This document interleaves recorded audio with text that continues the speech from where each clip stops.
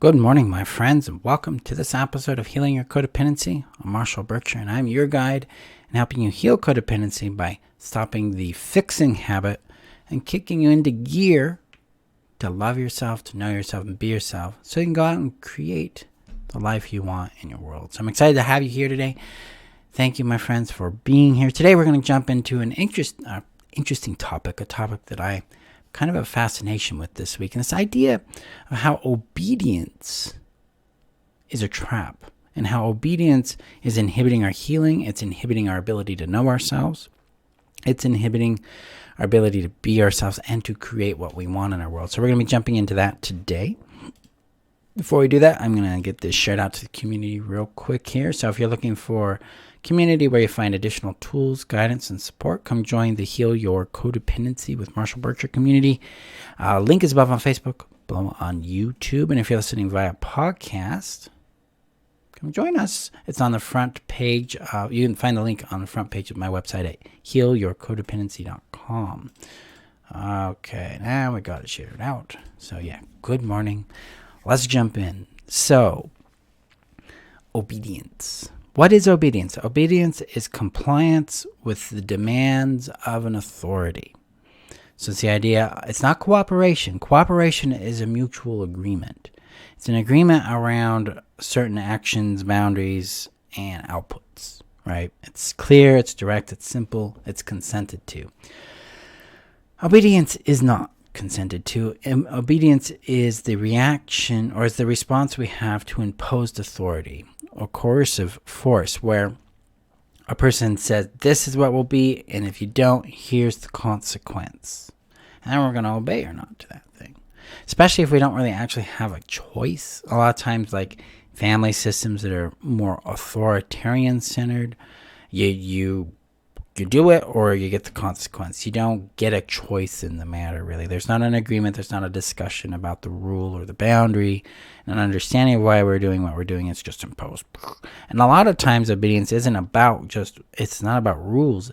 It's about pleasing the other person. It's about conforming to principles, values, and expectations that other people think you should be doing, because that's where they derive their sense of safety, power, and importance from. So where in your world are you being obedient? Where are you finding that there's some really interesting signals for obedience? Like, I was just at the store buying some things, and in my mind's like, oh, we shouldn't buy that, we shouldn't be that, we have to do it this way, we have to do it that way. You should do this, not do that. These are the narratives, the voices of obedience talking. This is a internalized, I've got to be a good person, good boy, good girl, good child, in response to, whatever someone else might expect or think. See, obedience inhibits our ability to make contact with ourselves, to know ourselves, to be able to access our own wisdom, our own insight, and to trust ourselves. See, obedience doesn't have a concern for you. It has a concern for the power structure or authority that's imposing the thing upon you. But when we move into our own personal power, our own personal autonomy, our personal sovereignty as a human being, then what we do is we are able to acknowledge and access our personal power. Now, our personal power is a very limited but very, very effective resource we have. So it's limited to our choices and actions, and then to the management of our feelings, our thoughts, our desires, and the resources we have in our possession. That's it. Power has nothing to do with getting other people to be a certain way or not be a certain way. In fact, power is when we're working or connecting with other human beings, we use our power to move towards cooperation and consent and privilege in our interactions with individuals, rather than imposition, demand, and force. So when we leave the land of trying to please and accommodate and conform to an expectation, we're leaving the land of obedience, moving into the land of our autonomy, our self-expression, and into the practice of discovery and understanding what is real. Real for us, real for the other individuals, and what matters to us in this. We cannot find, discover, or know ourselves if we're being obedient to some sort of principle, rule, person, system, or expectation, because that separates us from that awareness. And a lot of times, obedience infuses shame, guilt, and fear as ways to maintain its power over us, so that we'll conform and do the thing that we think we're supposed to be doing, or that we've been told that we're supposed to be doing. I grew up in an authoritarian culture, an authoritarian home structure, so shame and guilt and fear were the means to power in that dynamic. And when I didn't comply, I didn't agree, punishment. And irrational punishment. I mean, punishment and consequence are different things. Punishment's this designed structure to motivate you to do something they want you to do. Consequences, hey, you did the thing, here's the consequence, because we've agreed to it. It's based on agreement. So this is important to understand. We get boundaries, we have agreements, and then there are consequences if those agreements are not kept, because we agree to them in the design of the agreement. Versus, I don't have a choice in the obedience. It's just, I do, or you get whatever I choose as punishment kind of thing.